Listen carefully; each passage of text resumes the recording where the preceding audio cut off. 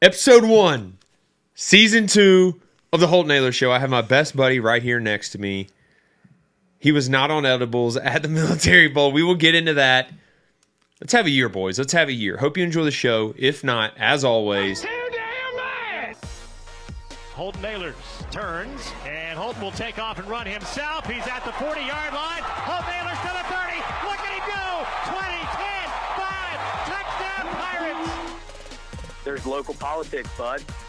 It's showtime! Caiden, we've made it. We're just going to say Season 2, Episode 1, because we have no clue what episode we're actually on total. No. Season 2, Episode 1. Welcome in, my brother. We're back. I appreciate you giving me the deal I wanted for this season.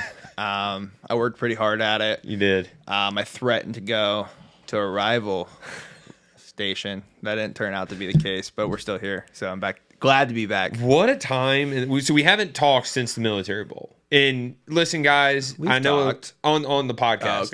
Oh, okay. No, yeah, I just meant with our fans. I feel like the fans are here. We're talking to them. And really, they didn't have to go. All they had to do was tune into our last podcast. I told them what was going to happen. That was impressive.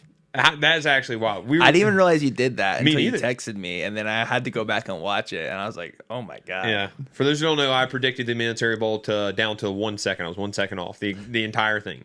And I totally forgot, too. Me, Grace, and Josh were driving home from the Military Bowl, and a fan tweeted us, and they were like, dude, this was scary. I guess they were listening to it on the way home. Was it Dan? It was Dan. Dan Booth. But, yeah, I guess they were listening to the podcast on the way home, and they were probably like, wait, what? What the heck?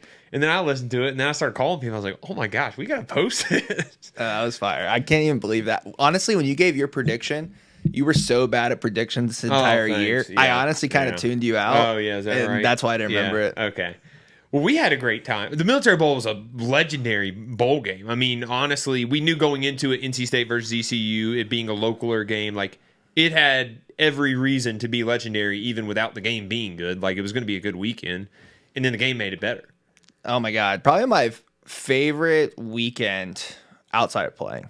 Honestly, it might have topped some of the playing games I played in. Yeah, some games Like, played in sucked. That was a game that actually mattered. Like, we cared. State says they don't care, but I know the broader fan base definitely cared about that. And it was just fun to play a rivalry game. You know, Ohio State gets Michigan. Texas gets whoever they get. Oklahoma. And, Fake football fan, man. State gets Carolina that they're so passionate about. And then we finally get a rivalry game since we played them a couple times, but Yeah. like a win. Last time, like a big win like that was Carolina 2018, if I recall. And that we had a good time that year. We did have a good but it time. was different. It was finally, beating State. We haven't got Virginia Tech yet, but just getting that State win was amazing, especially since like we played on those teams that just got absolutely walloped. You played on a team that should have Should've won. won, yeah. It's like finally getting over that hump and just beating those guys. Because I swear to God, I go to work with a bunch of State guys, and they always talk about how irrelevant East Carolina is, Relevant now. Let's go. And it just fires me up. And so people were like, Caiden, what were you Why doing were at the you Military Bowl? And it wasn't. I was just so passionate. One, because this season was so crazy. Yeah. We had a season that, on the fifth quarter, everyone thought, like, oh my God, the year's Sky over was with falling. after the Army game. And then after this, we've gone the Harrell run. And then you think about all the games that we played in, and then we come out there, and from the start of the game, I think, and you could disagree if you want. Maybe you saw it differently. I saw a pure domination from ECU against NC State. First half. Yeah, first half. I saw a team in the first half that just wanted to be there. And when we just went down, stopped them, and scored, dude, I couldn't control it. Man, I get fired up at football games like that I played in because it's just passionate. You put all those hours in, and then as a fan, it's just get back in that environment, and you're playing a team that you absolutely can't stand the fan base of, and you can't stand them. And I just lost it. Emotional. If you're not emotional about ECU football, move to Raleigh. Agreed, Some brother. people might be in Raleigh. Just cheer for NC State if you're already in Raleigh. Agreed. So the people who don't know, Caiden has said a lot of words. Caiden was crying after he scored the first touchdown, and we posted it on X. So if you want to see Caiden crying after the first touchdown, go to @Holton Caiden Show on X. But yeah, it was emotional. And honestly, like, I got like chills. I get chills and go to any ECU event ever. But like, it was cool even just like walking into the stadium. It was like our first time really as fans to like experience like those big games, like a big bowl game. And it's emotional because like we were there through the crappy days. Like we were like part of the group that, you know, we were definitely not the most winningest, you know, group or class or whatever. And we're different classes, but we're still like the same teams. We're definitely not the most winningest, but like we grinded to get to that point to at least have the opportunity to beat NC State in a bowl game and for it to be full of fans. And like that was what was cool. We're going to have Shank on. He's going to go after us, but we talked to him about it, and you guys will see in a few minutes, but like he's seen a lot too. And like there's been a lot of like former players who we've talked to are just like, it's good to see us like be back to the possibility of going into next year. We play state game 1 and be like, we can beat them. And we beat them last time, too, and they're going to respect us now instead of the crap like, oh, it's not rivalry. It's rivalry now because you just lost to us. The freshman quarterback has a chance to go 0-2 versus ECU. He has no reason to talk at all. The same guy who said, is that even a rivalry? Yeah. They know about the rivalry? Get out of here. Yeah. And also, that was my first bowl game for ECU. Mine, too. Dude, no. I mean, my first bowl game as a player Oh, well. and as a fan of the university. Like, I've never experienced an ECU bowl win. Like, you guys went afterwards and after I graduated. Yeah. And I never got to go. Like, obviously, the BC one didn't count, but the winning was cool. But it's like I wasn't there. You know, it's something about watching something on TV. Oh, yeah. It's still passion on TV. I bet I would still be pretty fired up. But just being there and the electricity, like the ECU fans dominated that stadium. Yeah. Like just the awesome. pure passion. I don't think anyone around us sat down for the full 3 hours and change that we were Shout there. out to my fiance Grace, who's producing right now. Every third down. Oh, oh. You guys were we were all just electric. were. Grace was that. Honestly, if you sit with Holton during a football game, that does get old after a while. What do you But mean? I do love. You the gotta passion get of that. loud. I know, but you're in my ear, just oh. So, well, and then last part of that game, the field rush. Yeah. The field rush. Yeah. And I don't think. Funny story. My fiance looks at me and goes, "We're gonna storm the field," and I was like, "I don't know if anyone's gonna go with you." Oh, we were going. As soon as we got the ball back, she took off before anyone took off and was like the third person on the Let's field, go. which is insane. And then people start going up the hill Yeah. in the Navy hill they have over there. And I was like, oh my God, I'm going too. This security guard grabs me. and he's like, you're not going nowhere. And I'm like, what? I was like, I lied to him. I was like, I don't plan on storming the field. I just want to watch, get up close and personal. And then people around me are just jumping off the fence. And I'm like, they're storming the field. And I was like, can I go? He's like, no, watch him. He ain't going nowhere. So I shoved him and I slipped down. It wasn't a cop. It was just a security guard. I didn't shove him hard. I just gave him a little. Submitted to a felony. No, I just shoved him lightly. He was holding me on the arm and I slid down and it was electric. So. Oh, I didn't know that. Yeah, I didn't tell you because I haven't had a chance to tell you. I wanted to recap it here, but the guy grabbed me. Everyone else is storming, and I'm just standing there. I just want to shake your hand. Shake my hand. You know, think about that. Everyone around you is going, and you're getting held by a random guy. That is hilarious. How unfair. It was definitely those high noons. And dude, those high noons were massive. I know ECU fans. We're talking about on the pod. Those are the biggest high noons I've ever had, and the caps were cool too. So that was a great time. It led to a great time. Yeah, roofie proof. Yeah. There you go. You had a bunch of Annapolis. Annapolis was legendary too. The night before, you got in late, Caden. You didn't even get to go. The night before downtown was as fun as I've had in a really long time, other than the game. The whole weekend. I wish you could have made it. I know. We had a good time at the casino, though. We did. We won. People have been asking. We won. But we got even better news. When you are listening to this, Thursday, this drops at 12. Me, Caden, and Jack will be in Las Vegas, Nevada. To run it back. So pull for us. Tweet at us. We'll be posting content, I'm sure. We may be drunk by... I don't know what time Vegas is or the difference, but we're going to be drunk and rich because we're going to win a lot of money. Yeah, I don't know about drunk, but I'll have a good buzz. Yeah, I'm getting after it. But- I'm ready. It's for my bachelor trip, guys. That casino, people are wondering. I saw a couple people say, Kate ain't win anything. You can back me up. They were chirping. We played 11 hands of blackjack. I won 10. Yeah. You were struggling a little bit in blackjack. Craps, you had a good I was run. cooking at craps. But so. you got all my bad cards in blackjack, and I didn't thank you for that, so I appreciate it. Yeah. I still won, and I went the day before and won, and then I met you I met you Saturday before the game. Yep. Yeah. Good time, man. Good time. We I I don't know. It feels good to be back for season 2, Caden. I'm excited. We have a bunch of plans. So Shank, look, Shank's about to come on.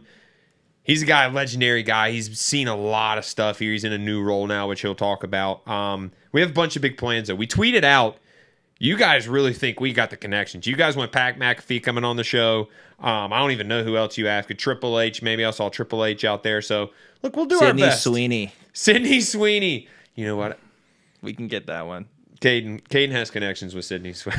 But there were a lot of good ones. Like I saw David Garrard. That's one we've been trying for a little bit. A few other like legendary receivers. And then like legendary players locals that didn't play at ECU were just like, I thought a lot of those suggestions were cool outside the fun ones that we probably won't be able to pull. But I'm excited for this year. And then I'm also excited to have, people back that we haven't on. Some people said some repeats, like Tyler Sneed. We've had Tyler. Yeah. Harold Varner III. Would love to have him back again. Shane.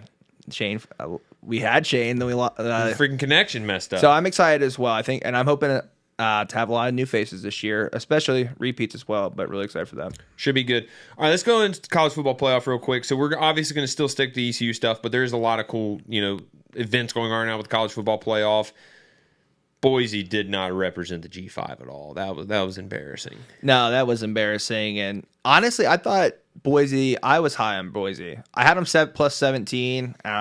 Did I even hit? You said that was the easiest bet of the year. Yeah, and it didn't happen. Why would you say that then? Because I really thought Genty would come out there and play like Cam Scatterbo did. That's a stud. That's a stud. That guy came out, and that's what I thought Genty was going to be. I really thought he got cheated out of the Heisman. I was like, you know what? Penn State has struggled against some poor defenses this year, like USC. That was a game that stuck out to me like no other. I watched that full game, and I was like, damn it. Like, that was a pretty fraudulent game. Could have been a one-off? Yes. So I was really high on, like, Genty just coming out there and running over him, and it happened. So I'm worried. I know some people have talked about it. It's like, is the 12-team playoff too much? Because it's not too much. Indiana didn't compete. Yeah. Boise didn't compete. SMU didn't compete. But Indiana went 10-1 in, or 11-1. You can't not put them in. I agree. Like, they might have been in on the 4-team playoff. Well, I saw a couple people asking, is the 12-team, do you want to move it to 8 teams, or do you move 12 to 16? It's like, you move it to 16, I think you're going to have a lot of more of those games potentially. Yeah. But that was a couple questions where I was like, is it too much? I don't know. I like seeing the broader field, but like those first games were pretty bad. Well, I just think the seeding was all messed up. Like, Arizona State getting a bye and Boise State getting a bye, why would they get it? There's no reason for them to get a bye. I know they're the conference champion, highest ranked, and that's the rules. That's what they got to change, is the rules and the seeding of it. They don't got to change the 12. The 12 team is good. You just got to seed it right. There's no reason that Oregon should have played Ohio State in the second round. It just shouldn't have happened. There was the two better teams. Ohio State's probably the most talented team to play in the last couple of years, and then Oregon went undefeated. There's no reason they should play. And they already played each other. Yeah, see, I could appreciate that. Maybe fix the seating. And then the buys, that shocked me. My dad called me. He was like, every buy is going to lose. I was like, dude, what's he know? I always chirp my dad about knowing college football. And he called it right in the head. It was like, did the teams with the buy have too much off time? I don't know. Yeah. And then the SEC barely scraped their way in with a targeting call that was blown. That was wild. That was blatant targeting. Yeah. I was Arizona State literally seemed like a team of destiny, and then just didn't win. They had the 2 missed field goals. I'm thinking, holy cow, God is he's blowing the ball right at the field goal and to the left of the field goal, and then they still lose. I'm like, come on. They go cover 0 on 4th and 13. Don't do that. Why would you do that? Was that the all out blitz at the end when they lost? Former quarterback, I thought you knew what cover 0 is. No, I didn't know what play you're talking about. Oh, yeah. 4th and 13, season on the line. You win. You go to the next round. Honestly, though, I feel like that's a true defense coordinator call. It's like, you know what? The head coach is an offensive guy, and came out in the press conference and said he was the one who said run cover 0. The defense coordinator didn't want to do it. You know who was the defense coordinator? Jack's defense coordinator at Nevada. Really? Yes, and he said he was like, that guy does not send cover 0 blitzes. Then Jack sends me a day later that the head coach said run cover 0 and blitz everyone. Wow, I did not know that. I obviously haven't paid attention to the group message, but That was just me and him. So the head coach called to cover zero. Yes, What's he the said head coach blitz doing? everyone. I mean, I love him. He's a good dude, but yeah. I know what he's thinking there because the quarterbacks think No. quarterback's not expecting a all-out blitz. Arizona State, Texas. No, I know what Texas. you're saying. Athletes, Texas Athlete-wise. is going to win. Cover zero is literally one-on-one. Just throw the ball up. As a quarterback, you're taught when there's a red zone, when you're near the red zone, cover zero, which means everyone's blitzing. It's just one-on-one with no safeties. But you're hot. You're going to get hit as a quarterback. Is to back up and throw it as high as you can in the end zone. Quinn Ewers backed up and threw it as high as he can. If you have a better athlete, they win. They had a better athlete, they won. No, I agree with you. I'm not disagreeing with that. I'm saying he probably thought this quarterback thinks he has a lot more time he's going to have, and he's going to blitz him. Yeah. That's it. I didn't like the call either. But you know what call I did like? What call? Notre Dame versus Georgia. The run off the punt. That was nice. Marcus Freeman. That's why I think Marcus Freeman is going to outcoach Penn State coming up here.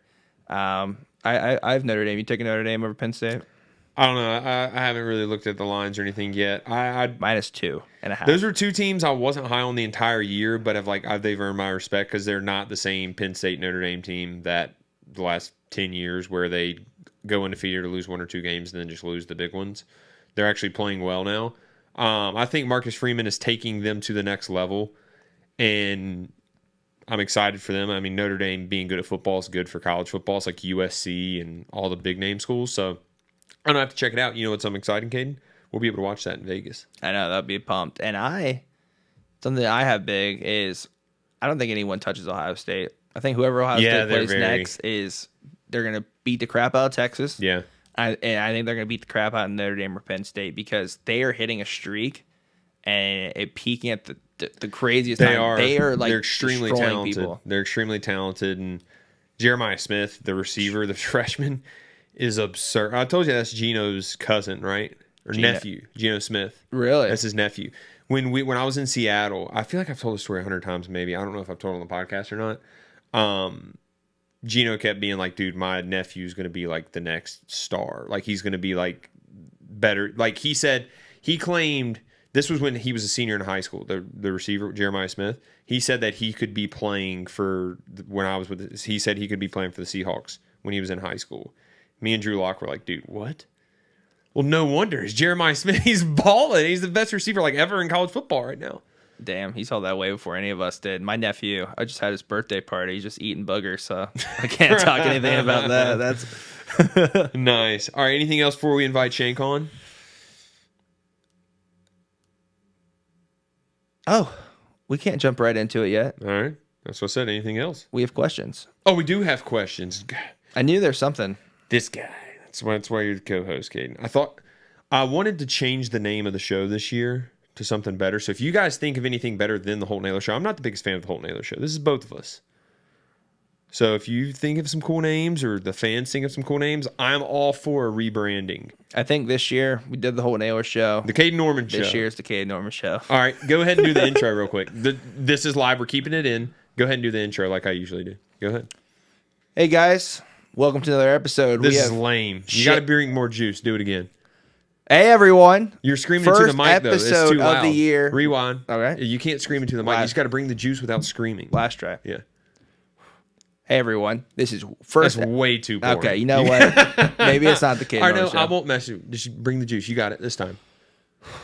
Hey, everyone. First episode of the year, we have Steve Shankweiler. That's right. All-time legend coach. And this is episode 1 of the Caden Norman Show. If you don't like it, that's too damn bad. Hey, let's go. Except you said Shankweiler. His name's Shankweiler. You can't mispronounce the guest name. I battled a 10-year stutter. I gosh. overcame it like the King's Speech, if you've seen that movie. I haven't. So don't come at me. All right, Twitter questions. Holy cow, I don't know how we got on that rant. Tampering with UNC. This is from Michelangelo Moronic Mondays at Moronic Mondays. One of my favorites. He is a good one. One of my favorites. You think that's a burner for one of our buddies, don't you? Is that one, or is that Jack who thinks that? Jack does. Jack thinks that's like one of our former teammates' burner. Really? He doesn't know who, but he thinks it's a former teammate. I like him. All right, so UNC tampering. We do have 2 former players going to UNC. Coach Harrell at the end of the game did say that there was an in-state school, not NC State, that was tampering, trying to get our players to come in that won't schedule us, and they should schedule us. First of all, shout out to Coach Harrell for that. They have got Gavin Gibson and CJ Mims.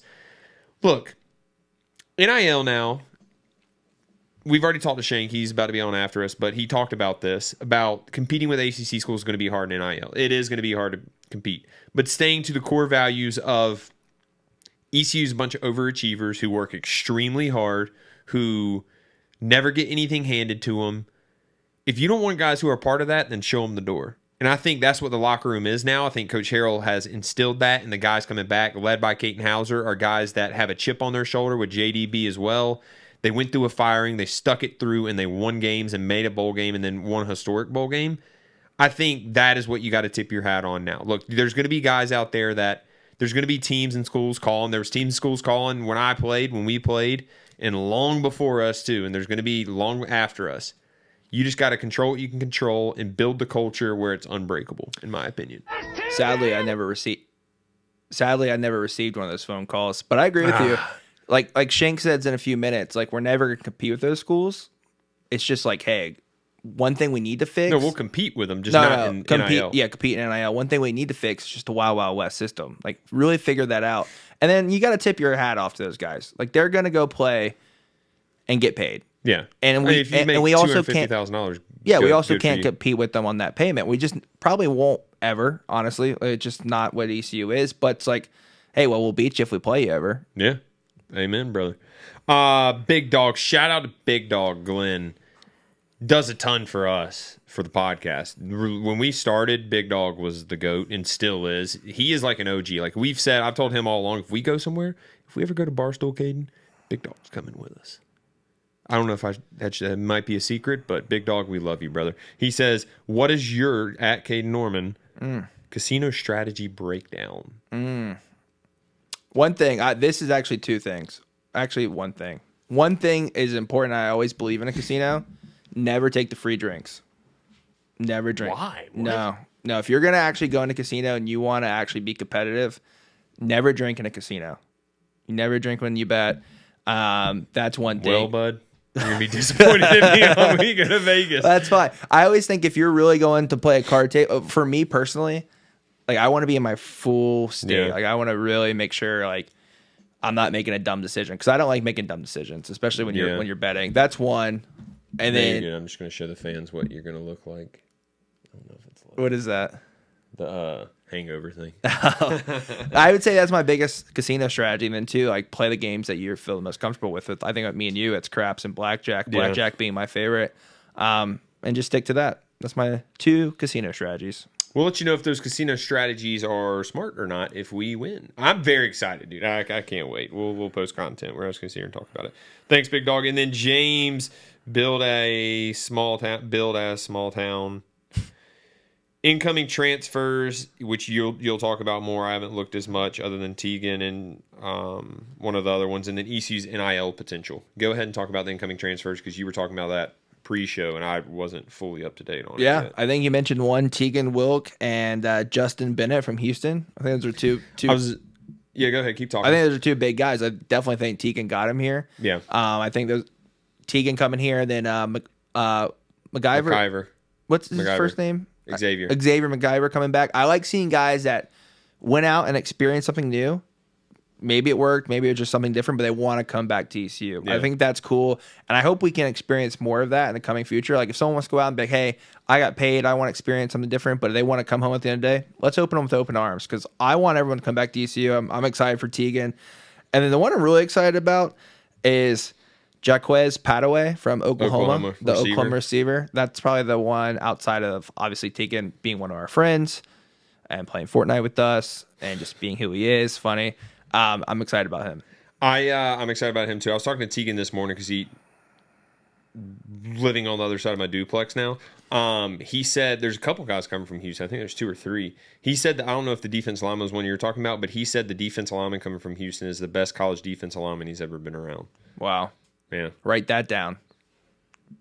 Hey, I can't wait till week 5 next year. He's leading the nation in sacks. Dude, we come back and we witness this. Go ahead and predict it right now, and we'll post it. Go ahead. defensive lineman transfer from Houston is going to lead the NCAA by week 5 in sacks. We're 100% right now, okay? You never Let's know. go. Yeah, and then ECU's NIL potential. I don't know. I mean, the money they're giving these guys now is like, I didn't think that was as much as a potential. I will tell you, if me and Caden ever become billionaires and millionaires, we will give as much as possible to NIL. But yeah, I don't think there's like a number because we're not in the day-to-day. We are not seeing the numbers of how much I know how much guys are actually getting just from being friends and knowing people over there. I don't know collectively how much like the NIL collective is getting, or any really are getting right now. I know that revenue sharing is what's really about to make players rich. People think it's NIL, it's revenue sharing. Like, that's a lot of money. There's about to be like $20 million that you got to split between two profit sports, really. So that's where guys are, like, I just saw VCU came out and like all of their scholarship athletes are about to be getting $324,000 a year. Yeah, that's huge. Revenue sharing is the biggest one. Yeah.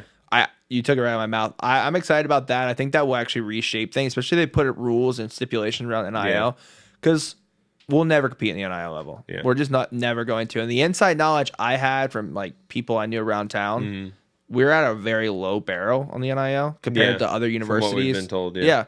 So I think get excited for revenue sharing is one. People want to develop the high school guys that we can recruit, like Shank's going to mention in a minute. Like, hey, that's what we've always been known as, is developing high school guys. Let's get as many years as we can out of them. If they become stars and they go somewhere else and have life-changing money, hey, go ahead. But I really think you're right. Revenue sharing is going to change the game and some laws around NIL. But until then, hey, let's hope for the best and give as much as you can if you can. Want some, get some. All right, we got Shank on the other side. Me and Caden will see you next week, most likely. So, one update on this year's. I was about to say one update on this year's podcast is we will not be doing a guaranteed weekly one. We're not doing 52 episodes this year. We're doing 36, so that way we can focus on making every single episode absolutely perfect and having really good guests instead of just pounding them out. Whoa. But like during football season, all that, we're going to be, you'll see us a ton. We're still posting every single day at Holton Caiden Show, but that is an update to this year. So there's 36, not 52 episodes. One of those reasons is because me and Caden are getting married. We're going to go on honeymoons. We're doing a lot of that. We're obviously getting married at separate times. I offered a joint wedding. You declined. I still don't understand why you declined that. Dude.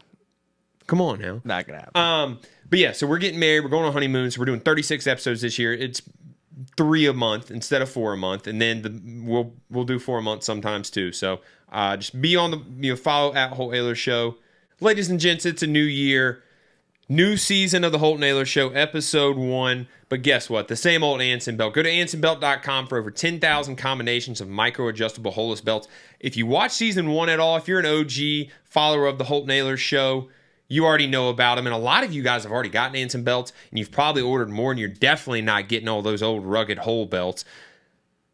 Everything, mix and match, the belt and the buckle, Caden, Anson belt. We're big Anson belt fans. It's the number one quality belt. It just works anytime, any season. I was storming the field in Annapolis. Security guard grabs me by the belt. My old hole belt would have broke. My Anson belt fought through, and it was durable, and it still looks sharp today. AnsonBelts.com. Next, we give a shout out to Kairos Float and Wellness Studio. Look, they got cold plunge, hot sauna, salt halo therapy, total darkness floats. That's their big one, Caden. Floating is like, you float for 1 hour, it feels like you've slept for 24. You can float with a partner. Me and Caden did not float together, but a lot of people thought we did because Caden didn't realize you float naked until we actually went, till he went. I've been multiple times. He finally went. We love it. We're big fans of Kairos Floats. 2800 East 10th Street. Make sure you go check them out. Kairos Floats. Appreciate you for supporting the pod. Coach Shankweiler, welcome to the show. You couldn't have started better. The whole year, I agree. You could not have started better. You got me and Caden sitting here. We're rolling, baby. Let's go. Caden, welcome in. Hey, we got my NIL for the Holton Caiden Show deal worked out. We talked with LRB for Pirate Radio. I'm back on. And Coach Shankweiler, he had a lot of requests the other day when you requested, hey, who should come on the show this year? Coach Shank, you had a number of requests. You must have gone through all the retirement homes here in town. Huh? One of the guys who did was Noah Henderson. He tweeted out and said he wanted you on the podcast. Okay. So, all right. Yeah. All right. So Shank, you've seen all sorts of levels of college football now, it's probably it's a new world for everyone now, but you seeing it now, like compared to where you started, like how much has it actually changed? Well, I think the jury's still out. Yeah. I think we got to wait and see how all this plays out, because I don't think they're going to let the insanity continue like it is. It can't. No, it won't sustain itself. But it's changed. But, I think, really to answer your question, I think the core of the game is still the game. I think the locker room is still the locker room. Yep. Obviously, there are different issues in the locker room now, and obviously because of NIL and those type of things. But when they find a way to balance all that out, I think it'll get back to a somewhat of a normal environment. But I really am glad to see the players get paid. Yeah. That to me, they deserve it. Yeah. It's what it's been missing all along, because all the issues since I've been in coaching is student athlete wellness. Yeah. How do you make it better for the guys? Well, bottom line is you're not paying them. You can give them, you can give them a little bit more meal money. You can put them in a nicer dormitory. You can do this. You can do that. The bottom line is you're not paying them. Yep. And so we've rectified that. So to answer your question, yes, changed a lot, but I really think the teams that will win, the teams that will sustain themselves, are the guys that stick to the core values of what the game is all about. 100%, Caiden.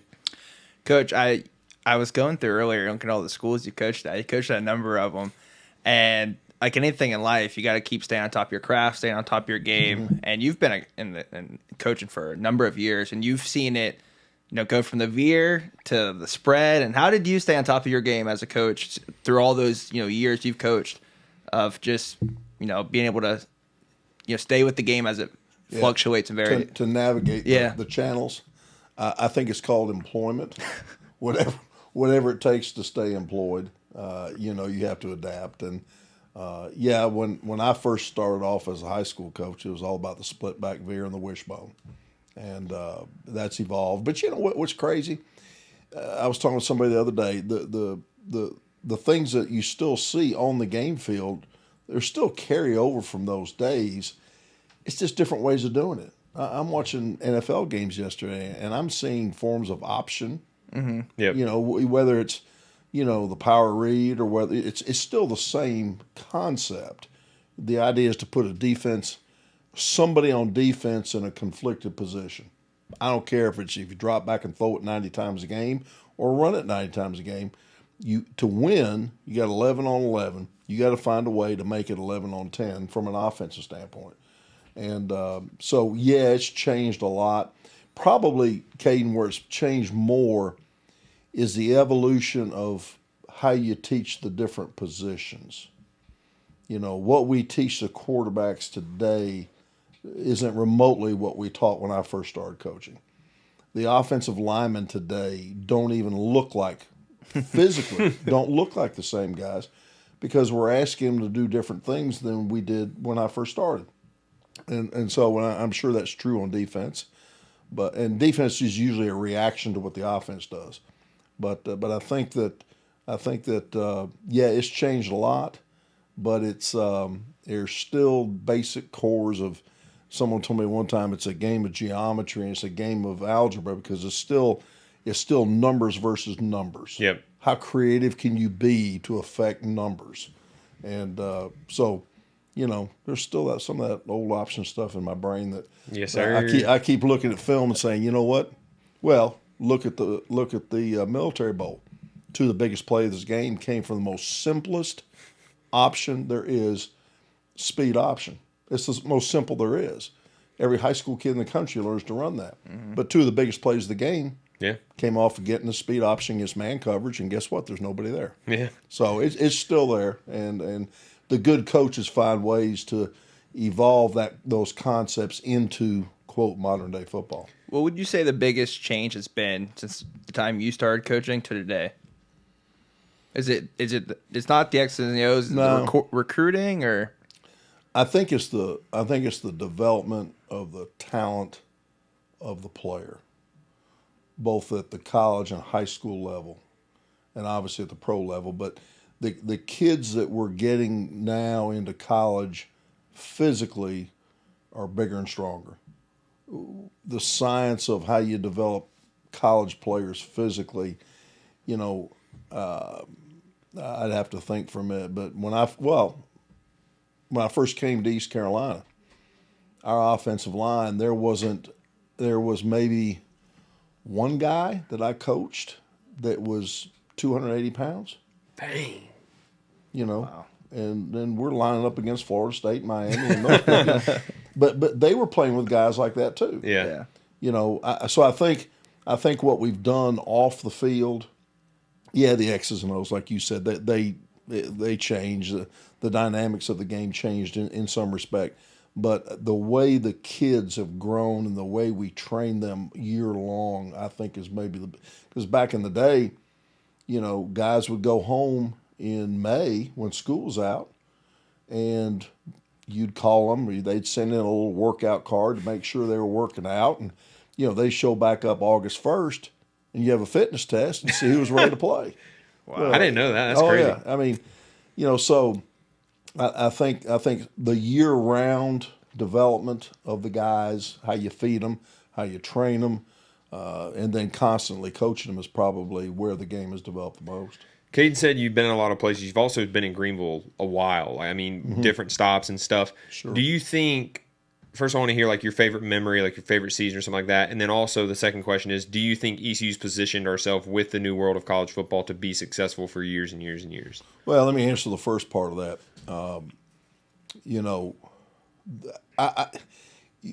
Coaches, in my opinion, this is my opinion, coaches are victims of their players. Yep. I think I owe more to my players than they ever owe to me. I treasure all the guys I've coached, whether they were great guys, great players, bad players, knuckleheads, whatever. They were all really important to me, and that's why I got into coaching. Yeah. I think that's changed a little bit now, but picking a favorite time, ironically, because we're sitting here January the 6th, the first game I ever coached at East Carolina was against NC State, and we beat them 32-14. Well, the last game I've been involved with was the Military Bowl, and we beat them 26-21. So, but in between those two great moments, there's been so many. It'd be hard for me to say this team or these guys. Yeah. It really would be. We had a couple guys from the 87, 88 team that I coached that were really good offensive linemen, really good. I mean, two of them played in the NFL, and they were one of our last games this year. And seeing them, it brought back such memories, and it was so, it was so valuable to me to hear them say their experience here was so valuable to them. You can't put a price tag on that. So I'm not going to say one team's better than the other and all that. The second part of your question was just, do you think ECU's positioned ourselves to be successful in this new world? I thought about that coming over here today because I figured something like that would come up. When I got here in '87, we were an independent. Yep. We had left the Southern Conference 4 or 5 years earlier when they decided to make draw a line between, back then it was called 1AA and Division I. And East Carolina and some others had decided, okay, we're going to try to play big boy football. And the rest of them, so Richmond, William & Mary, Furman, that crowd decided to stay at their level. And the Southern Miss and East Carolina and some others decide, well, we're gonna try to make it big.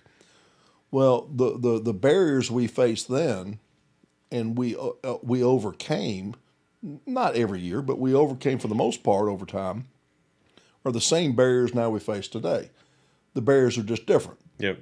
Okay, we talk about money. We talk about, okay, you get a kid, you coach him, you develop him, and then, 3 years later, he's gone because somebody can pay him, $200,000, okay? Well, we can complain about that all we want, but that's really no different than what was before. It's just a different venue. We could never beat North Carolina or NC State on a kid up front in recruiting. Maybe he was a hometown guy. Maybe he had an academic issue. Maybe he was 2 inches too short. Maybe he was 20 pounds underweight, whatever it may be. And then we would develop those guys and turn around and whip their ass. Okay. Well, really, it's no different now. We can't outbid an ACC school for a kid. There's no way. Okay. So when you ask, have we positioned ourselves? Well, let's position ourselves as well as we can. Yeah. And understand, let's take a different approach. Let's develop that under-recruited guy, okay, turn him into a player. And you know what? If we lose him his third year, well, that means he was pretty good for us. Yep. I mean, we got value out of it as a program, and the kid's getting ready to go make maybe a life-changing amount of money. Hey, I'm all for you. God bless you. Go. 100%. And so I think you can take the attitude that we're getting, we don't have a chance, or we're going to be in the lower rung of things. No, it's still relative to where we've been all along. But let's adopt the same attitude we've always had here. Okay, we're going to outwork you. We're going to outdevelop our kids, and hopefully we develop a loyalty enough that most kids stay. Now, that doesn't mean we don't need to go raise money. That doesn't mean we don't need to try to pay them. But when it's apples and oranges. Yeah. I mean, when someone can take a guy that doesn't start for us all the time and pay him $200,000, well, it's ludicrous to think, A, that we can raise that kind of money on a consistent basis. But why would you? Yeah. And let's understand where we are, and let's fight the fight. Don't take a second seat. Don't take a back seat. But just understand the obstacles we face are going to be a little bit different. 100%. That's a great answer, Caiden. It's about staying alive, like you said a minute ago about coaching. Keep fighting, baby. Keep fighting. The last couple of years, you've had a really interesting role. High school relations, alumni association. You mind talking a little bit about that and how that role is? I know a lot of people see that title and they assume what it is, but just curious if you could talk a little bit. He was in the box a little bit this year. We heard whispers. I got talked into some things. I looked at it was before we played NC State 2 years ago. Yep. And my driver's license needed to be renewed. And I looked at it, and I saw my birthday. And I saw the year. And I went, holy cow. All right, we need to rethink this a little bit. And, and you guys brought it up. I've been here 4 different times. Yep. And for whatever reason, God has said, okay, really, you can leave, but you're going to come back for whatever reason. And so Patty and I decided, well, if there's a place to call it off, let's call it off on our terms. Mm-hmm. Let's don't call it off because we didn't win. Yep. Okay? Let's don't call it off because, you got fired. Let's call it off under, unlike most coaches can't do this.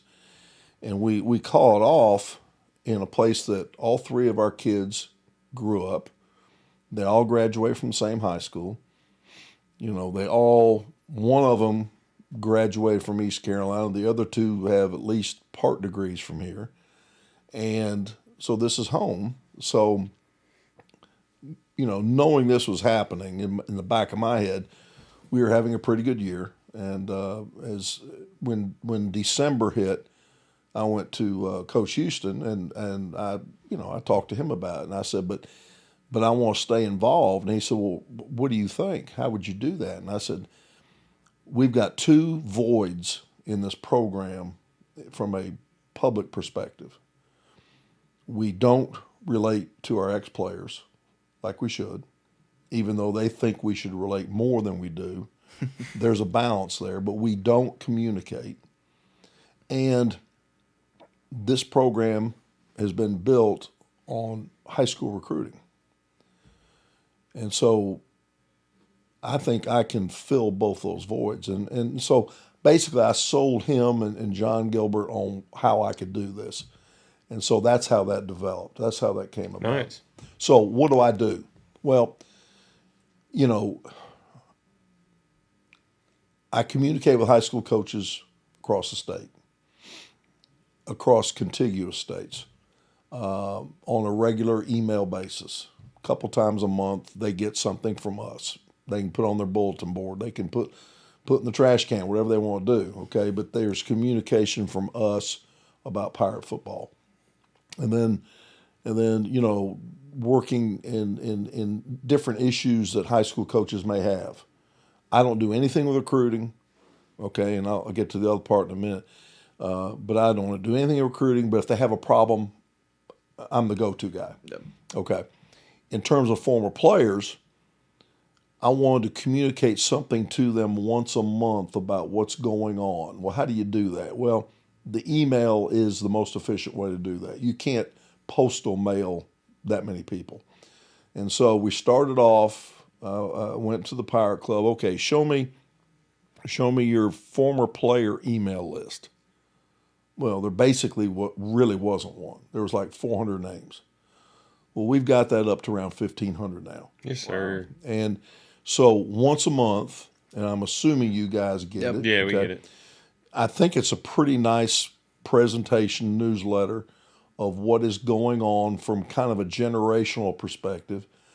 10 to 12 guys, each newsletter, what their life is like, what they're doing, what's happening in Pirate football, who did we sign, who's, whatever the news may be. And then I get a lot of help from Danielle in the Pirate Club in terms of how to do the graphics of it.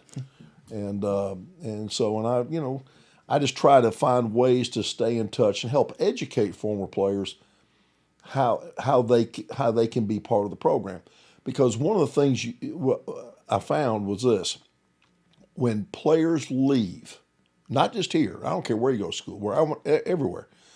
When players leave, okay, who do they stay in touch with? Well, my coach left. My coach isn't coaching anymore. My coach passed away. My coach this. And so there's a void in the between the player and the university in terms of their comfort level about, like you mentioned Noah a minute ago. Yep. Okay. Well, Noah knows he can pick up the phone and call me. Mm-hmm. Now he knows he could do that as a former player, but if I were working at Stanford, other than just a personal relationship, why? But the fact that I can still connect those guys that are still, I'm doing emails with guys that played in the 1960s. Wow. All the way to last year.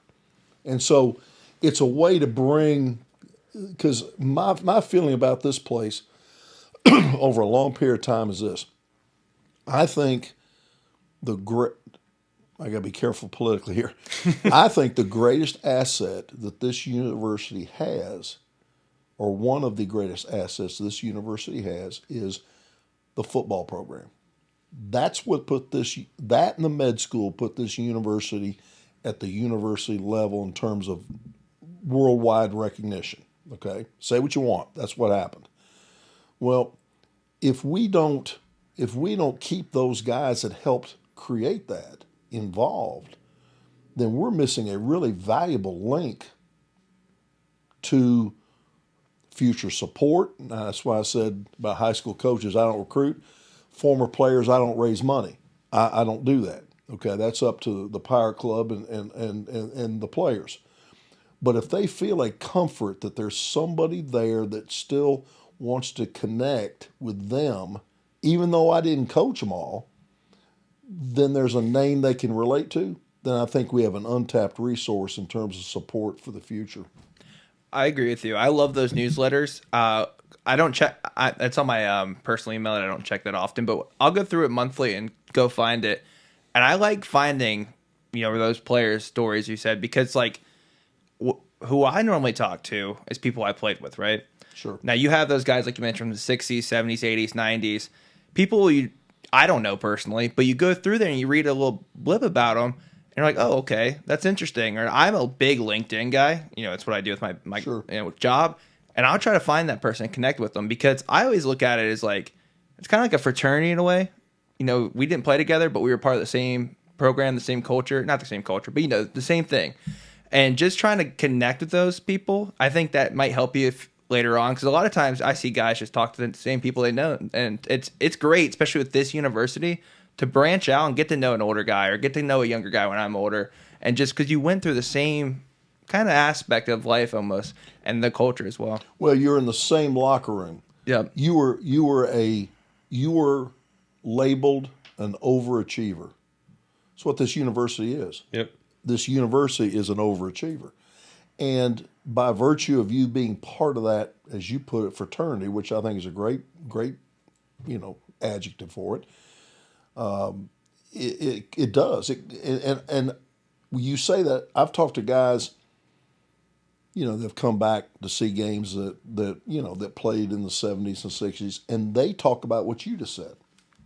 I love hearing about what this guy's doing, and I don't even know him, and even if it's just a little bits here and there, more, guys will say, hey, I can always check out that email.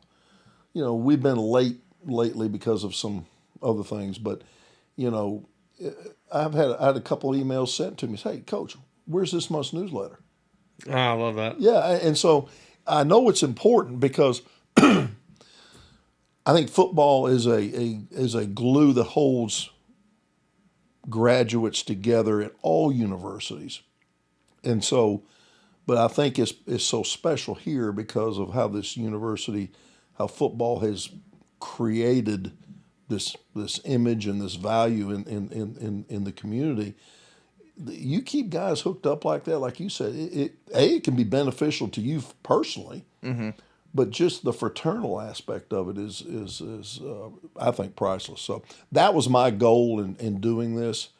I just, for whatever reason, I felt called to do this, and as you say, I've been roped into doing some other things here this year. So it's distracted me a little bit from the job I want to do, but I think it's been well received. Coach, we said about 20 minutes. I think that's where we're at. So you're an ECU legend. We appreciate you. It was a great time.